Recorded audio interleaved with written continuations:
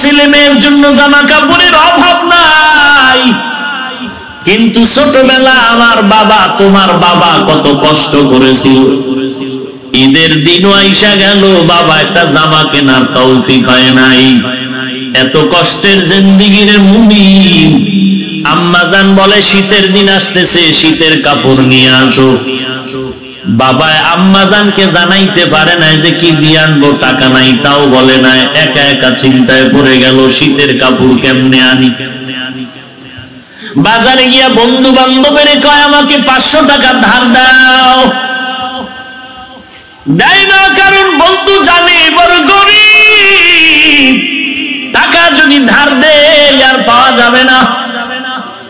এরকম 10 জনের কাছে ঘুরতে ঘুরতে একজনের কাছে গিয়ে একটু দয়া হলো, 500 দেয় নাই 200 দিছে। বাজার সদায় কম করিয়া সন্তানের জন্য জামা কাপড় নিয়া বাবায় হাজির। মাঝে মাঝে ঘরের কর্নারে বসে কান্নার আওয়াজ, বিবি ডাক দিয়া কয় কেন কান্না করো স্বামী আমার? বলে আমরা না খায়া থাকি, কষ্ট নাই, তবে সন্তানের কষ্ট সহ্য করা যায় না। আজকে ওই মা বাবার কষ্টের কামাই পাইয়া যারা আজকে মাস্তানি করো, মা বাবারে ভুলিয়া গেছে, আল্লাহর কাছে তওবা করে নাও।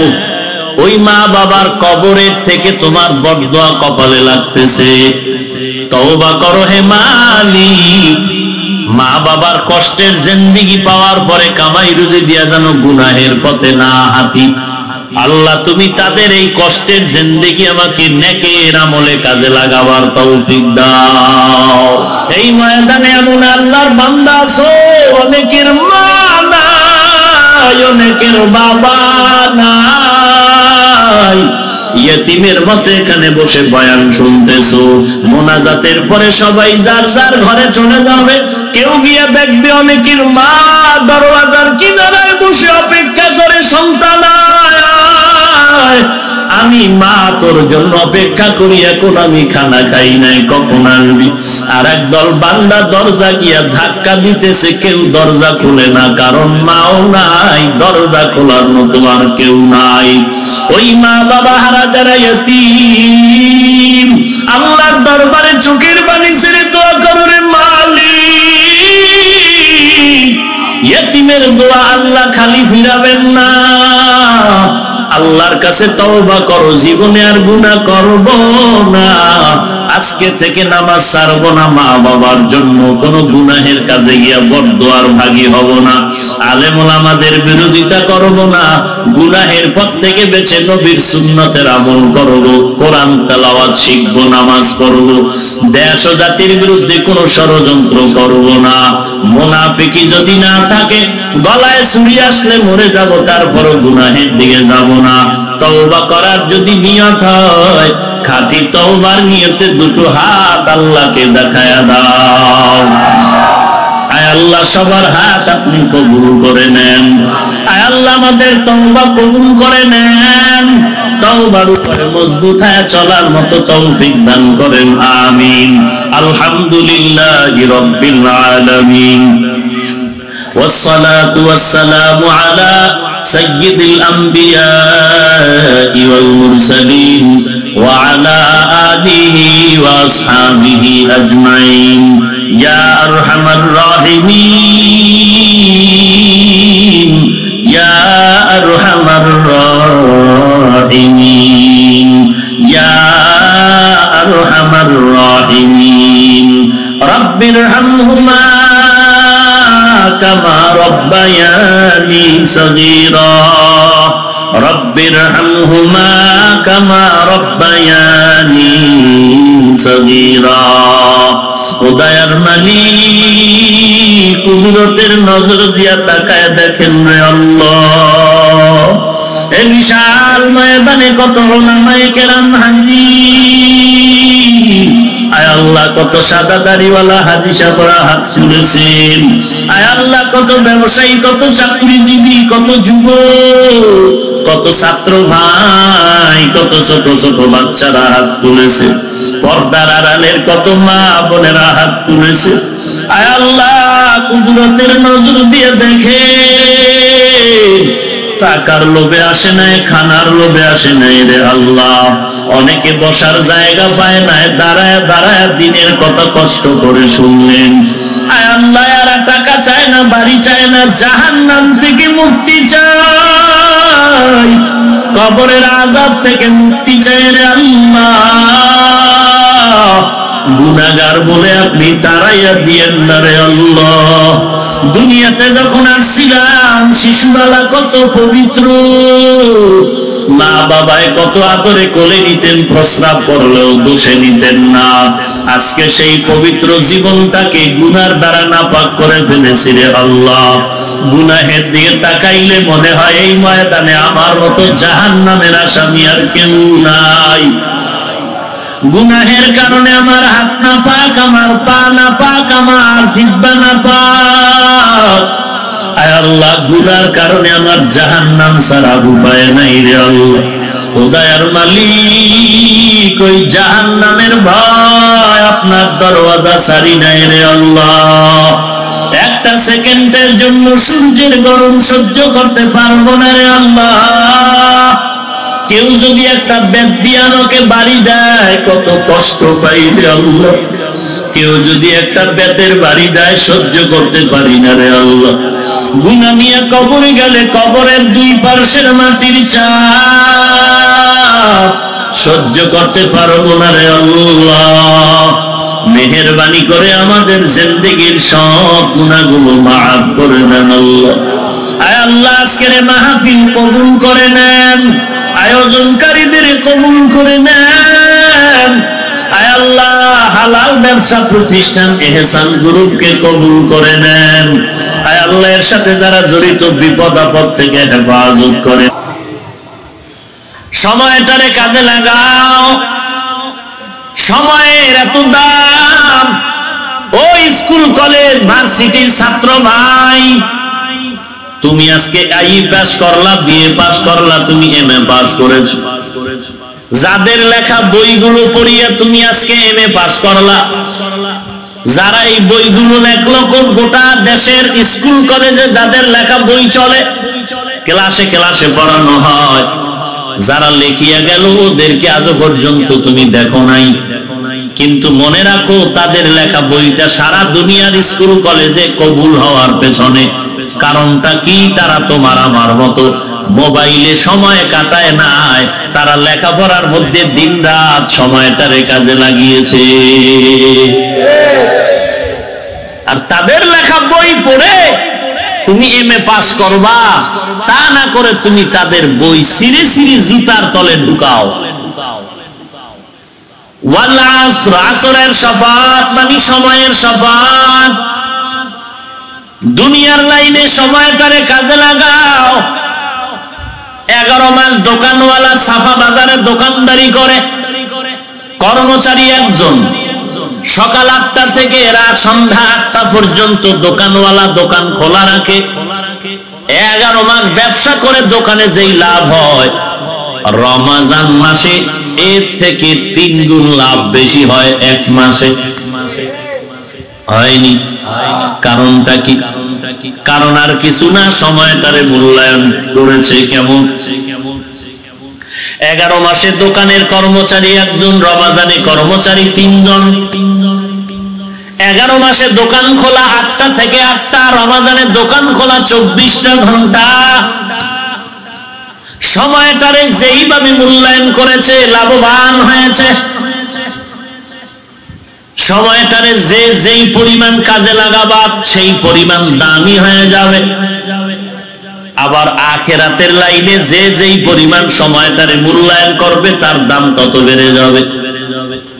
আল্লাহর নবী বলেন, উম্মতের দল আধা ঘন্টা অথবা 20 মিনিট সময়টা আল্লাহর পথে দিয়া এক এক বেলার নামাজ পড়ে নাও। ফজর থেকে শুরু করো এশার নামাজ পর্যন্ত 5 বেলার নামাজ। এক এক ওয়াক্ত নামাজ পড়তে তোমার 20 মিনিটের বেশি লাগার কথা না। এরপর আধা ঘন্টা ধরে নিলাম, টোটাল 5 ওয়াক্ত নামাজে সময় লাগবে 2.5 ঘন্টা। এই 2.5 ঘন্টা সময় কাজে লাগায় যদি বান্দা নামাজে কাটায় দেয়, আল্লাহর নবী বলেন তোমার আমলনামায় 5 ওয়াক্ত নয় 50 ওয়াক্ত নামাজের সওয়াব। আল্লাহর নবী বলেন উম্মতেরে জানায় দাও, উম্মতেরা যদি এশার নামাজ পড়ে জামাতে ঘুমাও, আবার ঘুম থেকে উঠে যদি ফজরের নামাজ আদায় করে নাও, ঘুমাইয়া যেই সময়টা কাজে লাগাইবা ওই সময়টাও নেকের পাল্লায় ওজন দেওয়া হবে। নামাজ কয় ওয়াক্ত? বছরে কয়বার? আল্লাহর নবী বলেন কাফের আর মুসলমানের মধ্যে ব্যবধান হলো নামাজ। কাফেরেরা নামাজ পড়ে না, মুমিন মুসলমান নামাজ ছাড়ে না। সব তরিকা বাদ দেন, আপনার আমার জীবনে আসল হলো দুইজন। আসল কয়জন? এক নম্বরে আমার আল্লাহ, তারপরে আমার নবী রাহমাতুল লিল আলামিন। এক নম্বরে আমার আল্লাহ, দুই নম্বরে কথা বলেন না কেন? আপনাদের খারাপ লাগতেছে? মোনাজাত দিয়ে দিব? আসল আসল আসল কে? সবাই স্বীকার করেন? এটাও কিন্তু ইমানের কঠিন পরীক্ষা। আমাদের প্রথম আসল কে? তারপরে কে? নবী। কথা ঠিক আছে? বাকি যারা আছে মা বাবা ভাই বোন পীর ইমাম মুরব্বী, এরা কেউ আমাদের আসল না, সবাই আমাদের আপন।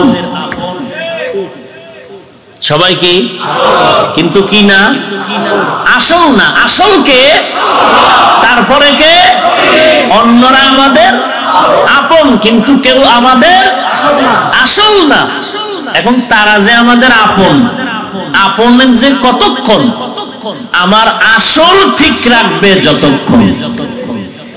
আমার আসল ঠিক রাখবে আমার মা, আমার বাবা, ভাই বোন, আমার উস্তাদ, আমার পীর, আমার মুর্শিদ, আমার মুরব্বী, আমার ইমাম, এরা সবাই আমার আপন, কিন্তু কেউ আসল না।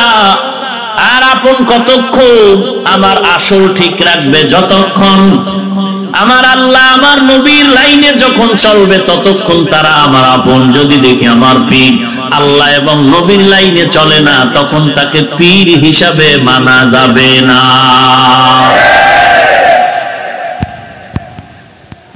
এটাই হলো ঈমানের স্লোগান। আখিরাতের লাইনে সময়টারে কাজে লাগাও। হাকিমুল উম্মাত মুজাদ্দিদুল মিল্লাত শাহ আশরাফ আলী থানভী ফারুকী রাহমাতুল্লাহ আলাইহি হাজারের উপরে কিতাব লিখেছেন।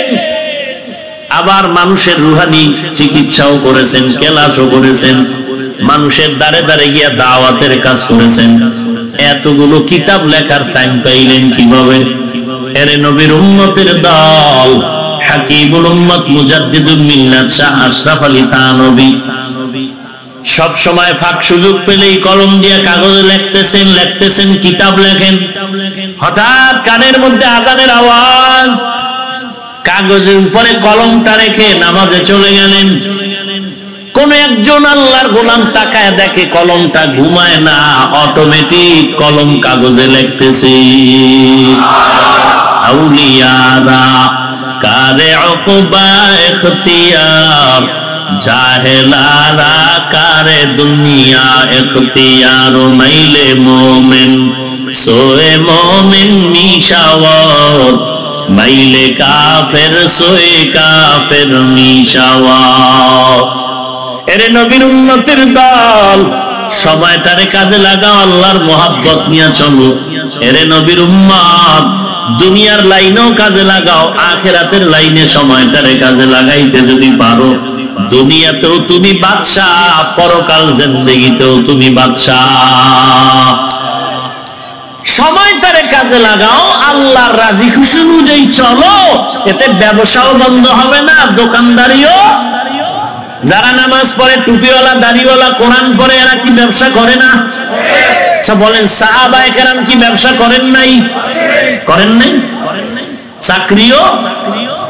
এরপর কি তাদের চলাফেরা বন্ধ হয়ে গেল? না না, ব্যবসা করলেন, চাকরি করলেন ফাঁকে ফাঁকে।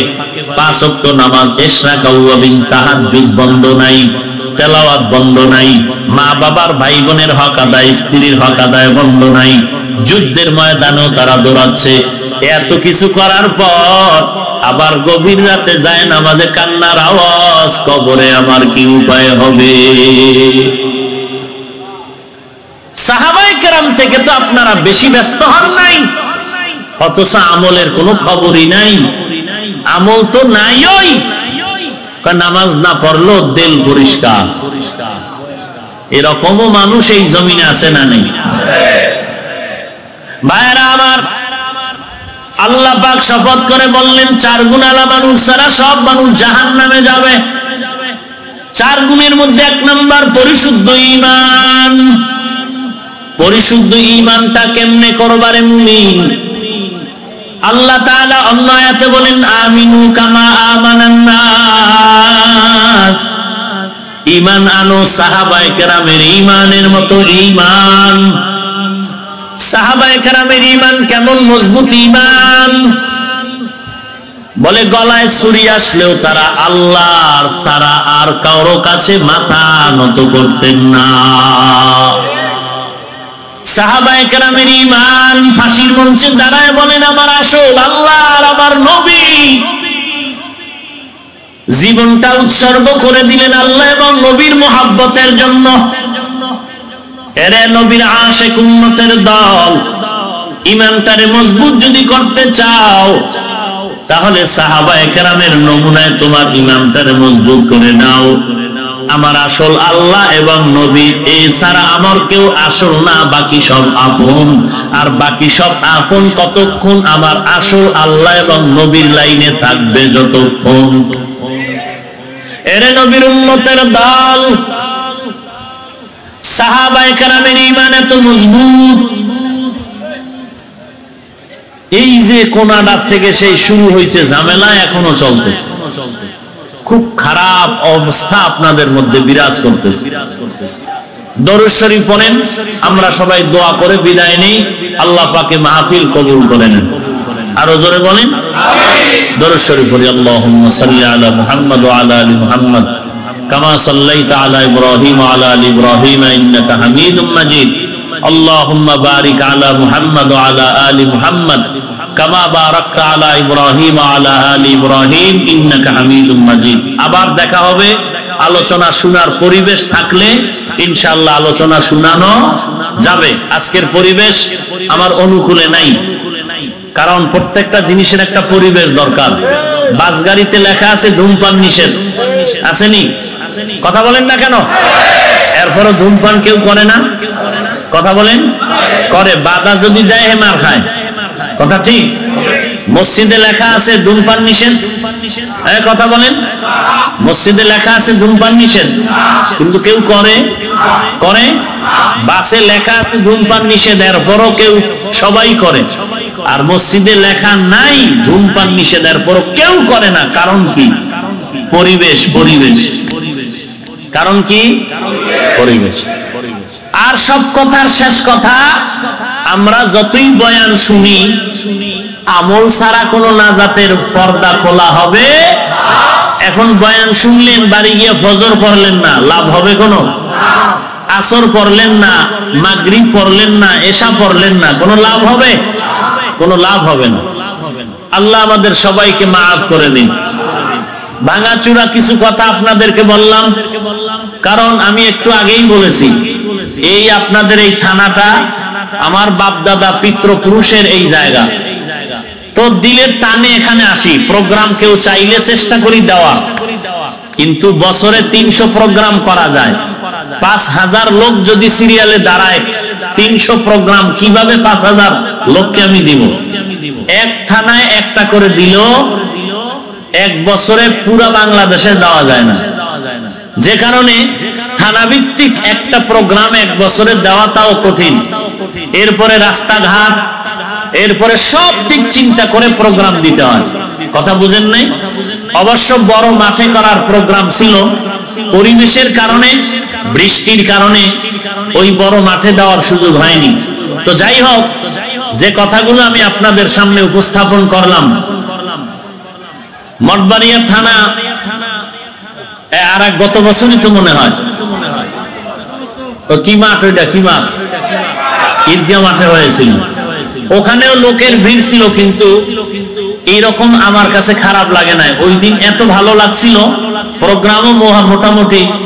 আমি যদি কথা বলি আর আপনি যদি আর একদিকে তাকায় থাকেন তো মজা আছে।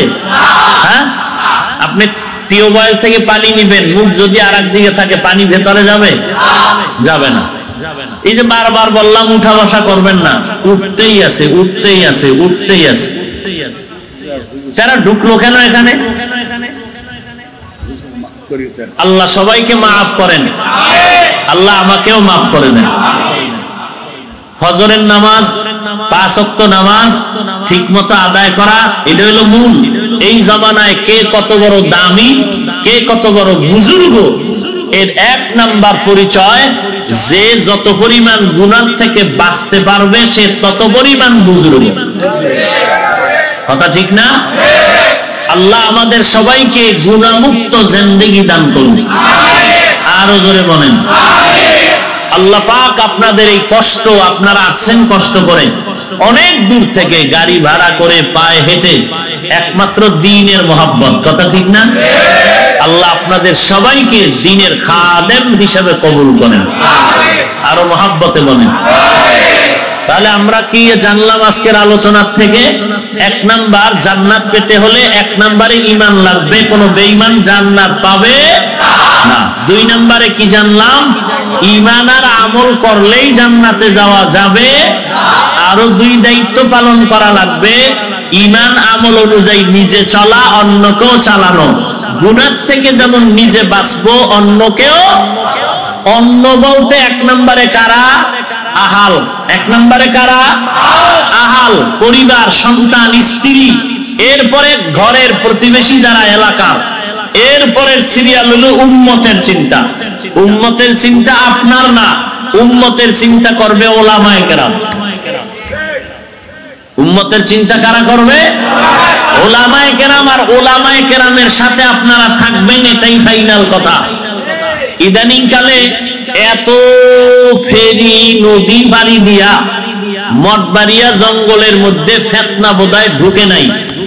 যেই ফেতনাবাজেরা বলে আলেম ওলামা লাগে না, মাযহাব লাগে না, ইমাম লাগে না, এই ফেতনা আছে এলাকায়। আল্লাহর কাছে তাদের হেদায়াত চাই, আল্লাহ হেদায়াত দান করুন। আরো জোরে বলেন। মা বাবায় সন্তানরে না খাইয়া বড় বানাইলো, সন্তান অনেক বড় হয়ে গেল, নিজে খায় নাই, ঘুমায় নাই, কষ্ট করে বড় হওয়ার পর সন্তান যদি বলে আমি মাকেও চিনি না, বাবাকেও, এলাকার সবাই বলবে তোমার মতো কুলাঙ্গার আর কেউ নাই, তোমার মতো বেঈমান আর কেউ নাই। এই সমাজের মধ্যে আমরা আল্লাহর পরিচয় পেলাম, কোরআন শিখলাম, হাদিস শিখলাম ওলামাদের মাধ্যমে। কথা ঠিক নি? সাউন্ড আর বাড়ে না, সবার লাগে তুমিও তাল মিলাও। ভাইরা আমার, আল্লাহ চিনলাম ওলামাদের মাধ্যমে, নবীর পরিচয় পেলাম ওলামায়ে কেরামের মাধ্যমে। আমি হাফিজুর রহমানকে এই চেয়ারের মধ্যে বসার মতো যোগ্যতা তৈরি করে দিলেন আমার ওস্তাদ ওলামায়ে কেরামরা। কোরআন শিখলাম আলেমদের মাধ্যমে, হাদিস শিখলাম ওলামায়ে কেরামদের মাধ্যমে, কালেমা শিখলাম আলেমদের মাধ্যমে।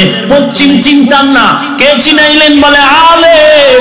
আল্লাহকে চিনাইলেন আলেম, আল্লাহ ওয়ালাদের মাধ্যমে, ওলামায়ে কেরামের মাধ্যমে। আল্লাহ চিনলাম, নবী চিনলাম, টুপি পরা শিখলাম, দাড়ি রাখা শিখলাম, নামাজ শিখলাম, কালেমা শিখলাম।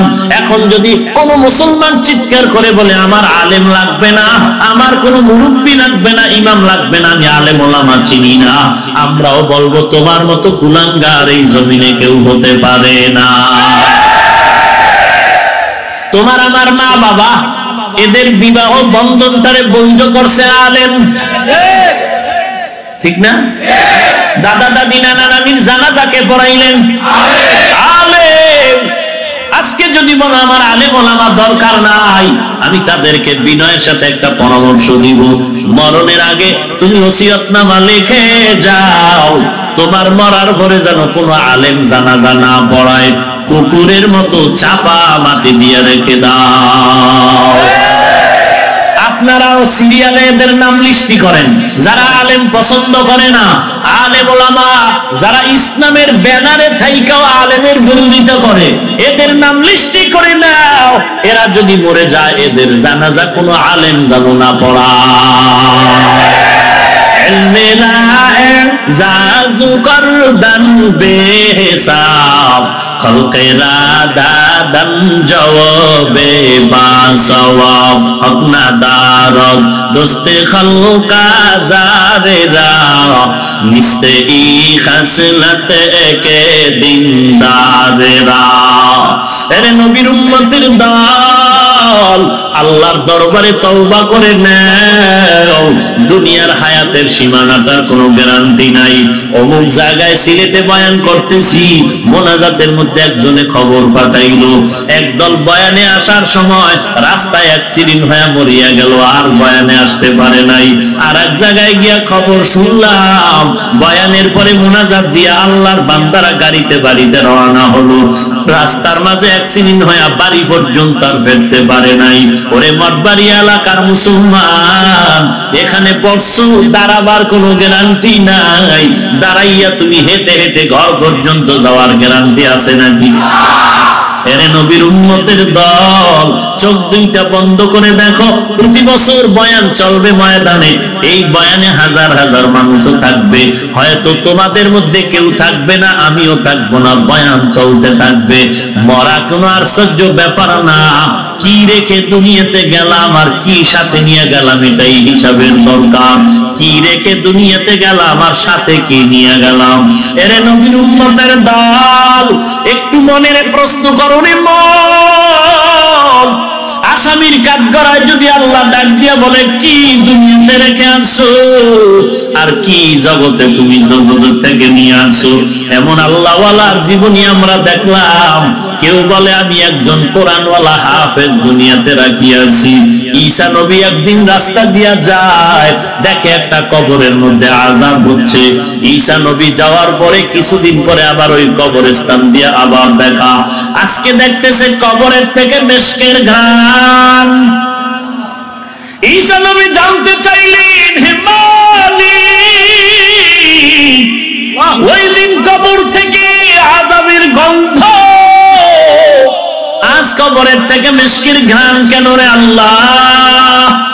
আল্লাহ জানায় দিলেন, হে ঈসা, ওই কবরওয়ালা একটা বাচ্চা দুনিয়াতে রেখে আছে। ওই বাচ্চাটা দুনিয়াতে বড় হওয়ার পরে তার মা মাদ্রাসায় দিয়েছে। মাদ্রাসায় যাওয়ার পর ওই বাচ্চাটাকে উস্তাদরা শিখায় দিল, বড় বিসমিল্লাহির রহমানির রহিম। বাচ্চাটা জিহ্বা নাড়ায় নাড়ায় পড়ে বিসমিল্লাহির রহমানির রহিম। আল্লাহ ডাক দিয়া কয়, ফেরেশতা তাকায়া দেখ, এই বাচ্চাটা বলে আমি নাকি রহমান, এই বাচ্চাটা বলে আমি আল্লাহ নাকি বড় রহিম। এই বাচ্চা যখন বলে আমার মতো রহমান আর কেউ নাই, আমার মতো রহিম দয়াময় আর কেউ নাই, আমার বড় লজ্জা লাগে। ওর কবরে কোন আত্মীয় স্বজন আছে কিনা খবর নাও।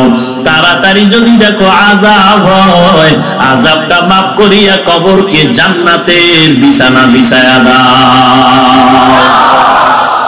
এ জীবনে না করিলাম বন্দেগি, গুনাহ করে কাটাইলাম জিন্দেগি, গুনাহ করে কাটাইলাম জিন্দেগি। তওবা করে আবার তওবা ভাঙ্গি না, তওবা করে আবার তওবা ভাঙ্গি না। অবশেষে খাতি তওবা করিলাম, অবশেষে খাতি তওবা করিলাম। এরে নবীর উম্মতের দল, আল্লাহ যদি জিজ্ঞাসা করে বান্দা আমার দরবারে কি নিয়ে হাজির হয়েছে, এমন একটা আমল কি জীবনে আল্লাহর কাছে দেখাইতে পারবেন আল্লাহ এই আমল নিয়ে আসে? এরে আল্লাহর বান্দা নিজের সন্তানটাকে পারছেন নাকি কোরআনওয়ালা বানাইতে, যে কিয়ামতের দিন বলবেন হে মালিক আমার জিন্দেগিতে কোনো আমল নাই, শুধু গুনার গুনাহ। আমার আমল নামা দিয়ে তাকায় দেখি গুনাহের কারণে আমার হাত না পাক, আমার চোখ না পাক, আমার জিহ্বা না পাক, আমার অন্তর না পাক। তবে আমি আল্লাহ তোমার দেওয়া সন্তানগুলো আমি দ্বীনের পথে রাইখা আছি। একটা সন্তানের নিজে না খাইয়া পেটে পাথর বেঁধে না খাইয়া গামছা বাঁধিয়ে কষ্ট করে করে কোরআন পড়াইছি। ও আল্লাহ তুমি দয়া করে কোরআনের বরকতে মাফ করে দাও। এরে এলাকার পর্দার আড়ালের মা বোনেরা একটু চিন্তা করো রে মা, আসেনি মা? এরে পর্দার আড়ালের মা, আমিও তো একটি মায়ের সন্তান। আল্লাহওয়ালাদের মা ও মা, তুমিও মা। কোরআনওয়ালাদের মা ও মা, তুমিও মা। তুমি তো সাধারণ কোন মঠবাড়িয়ার মা না, তুমি কত বড় দামি মা জানো? তোমার আদর্শের কারণে তোমার একটা সন্তান আদর্শবান হবে, তোমার একটা সন্তানের আদর্শের কারণে গোটা জগৎবাসী আদর্শওয়ালা হয়ে যাবে। এরে আম্মা জান, তুমি তো খাজা মঈনুদ্দিন চিশতি আজমিরির মা, তুমি তো সৈয়দ সাকির মা, তুমি উজানির কারি ইব্রাহিমের মা, তুমি শামসুল হক ফরিদপুরের মা, তুমি মুজাদ্দিদ আল ফেসানির মা। খাজা মঈনুদ্দিন চিশতি আজমিরি কত বড় একজন আল্লাহওয়ালা। মদিনার থেকে ভারতে আসলেন, কালেমার দাওয়াত দিলেন, লক্ষ লক্ষ বেঈমানেরা তার হাতে কালেমা পড়ে মুসলমান হয়ে গেল।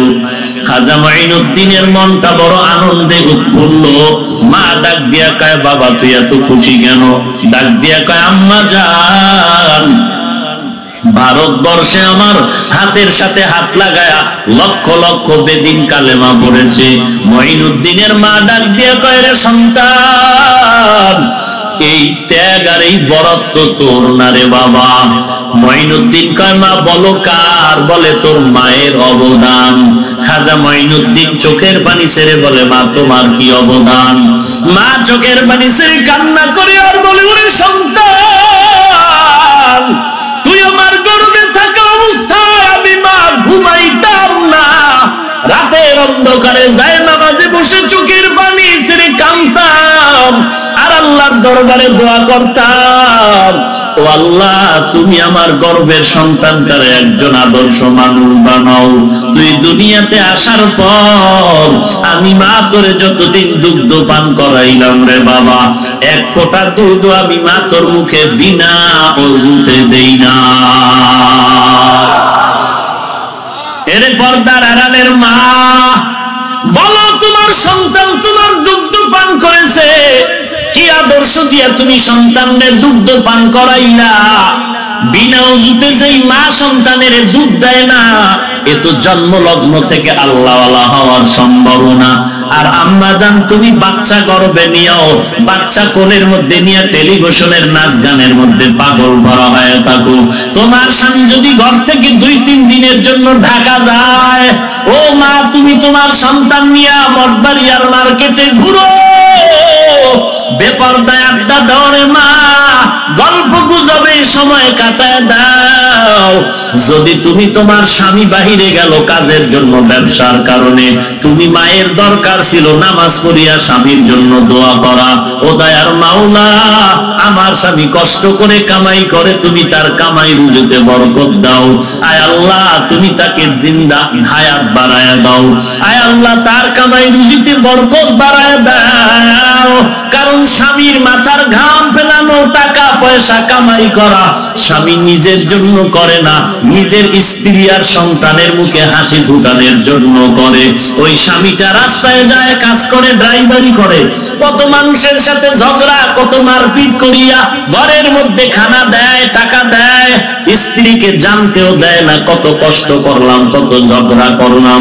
ঘরে যাওয়ার পরে মা, তুমি যদি স্বামীর সাথে ভালো ব্যবহার না করো, সন্তানের সাথে ভালো ব্যবহার না করো, তোমার কারণে ঘরে কোনো বরকতের আশা করা যায় না। অতএব আম্মা জান, ভালো একটা সন্তানের মা হইয়া কবরে যাও। এমন সন্তান আল্লাহর কাছে দোয়া করো, আল্লাহ এমন সন্তানের মা বাবা বানাইয়া দেও, মরণের পরে যেন সন্তান আমার জানাজার ইমামতি করতে পারে, কবরের কিনারায় দাঁড়ায় যেন সন্তান কোরআন তেলাওয়াত করে দোয়া করতে পারে। কত সন্তানরা কান্না করে, হুজুর আমার সন্তানের মাথায় হাত দিয়া দোয়া করে দেন, মাদ্রাসায় দিলাম। আমি বললাম দোয়ার কি আছে, আপনি বাবা হইয়া দোয়া করেন, সন্তানের জন্য কবুল হয়ে যাবে। বলে হুজুর জানি, তারপর মনটারে মানাইতে পারি না, কারণ কয়েক মাস আগে আমার বাবার ইন্তেকাল হয়ে গেল। আমার বাবার কবরের কিনারায় দাঁড়ায় আমি একটু কোরআন পড়তে জানি না, কোরআন পড়া শিখি নাই।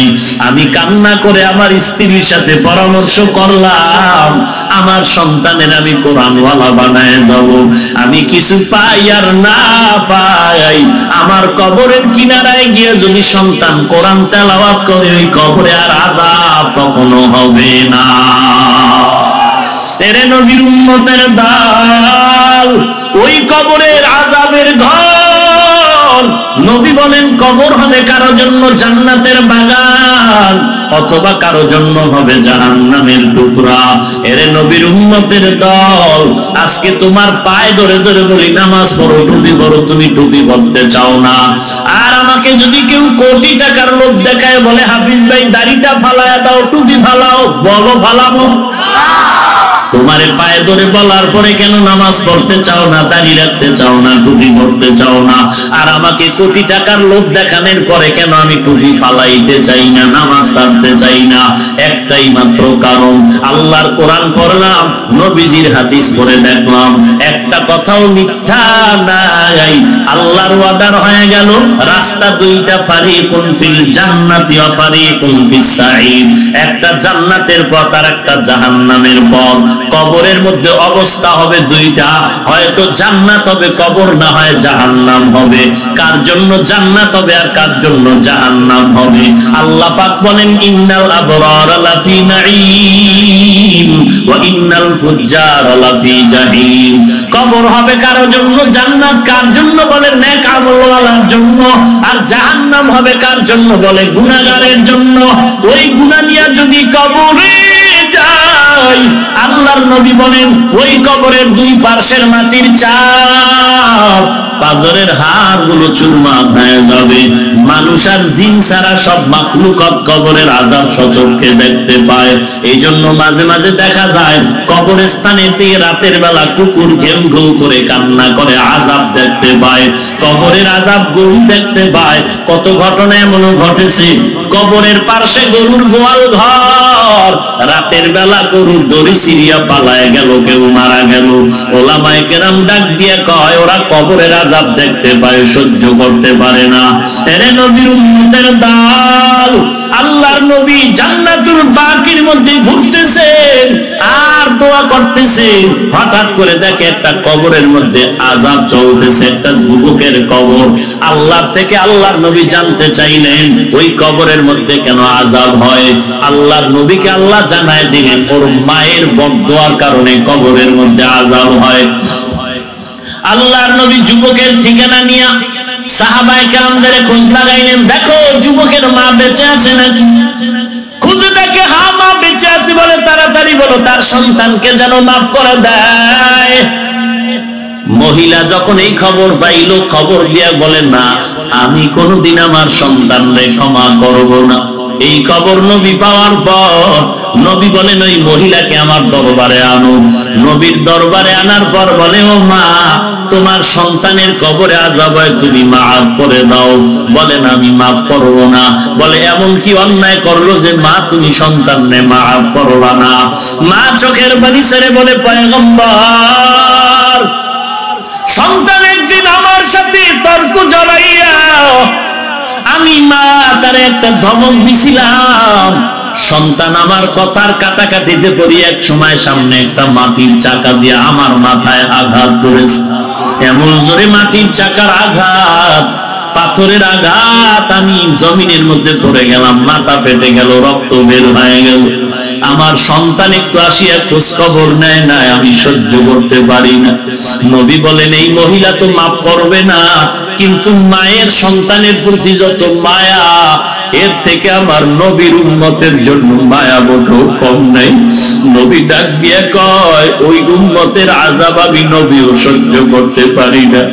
আল্লাহর নবী কয়, সাহাবায়ে কেরাম, লাকড়ি আনো, আগুন জ্বালাও, ওই সন্তানের কবর থেকে উঠাইয়া মায়ের সামনে আমি আগুনে জ্বালাবো। আগুন জ্বালানোর জন্য সাহাবারা রেডি হয়ে যাচ্ছে। মা চোখের পানি ছেড়ে কয়, নবী আর আগুন জ্বালাইবেন না, আমি সন্তানের মাফ করে দিলাম, আর আগুন জ্বালাইয়েন না রে নবী। যত কষ্ট পাই না কেন, সন্তানের কষ্ট চোখে তাকায় আমি সহ্য করতে পারবো না। আমি আপনার মহাব্বতে সন্তানের মাফ করে দিলাম। নবী এবার তাকায় দেখে কবর এখন আযাব বন্ধ, জান্নাতের বাগান।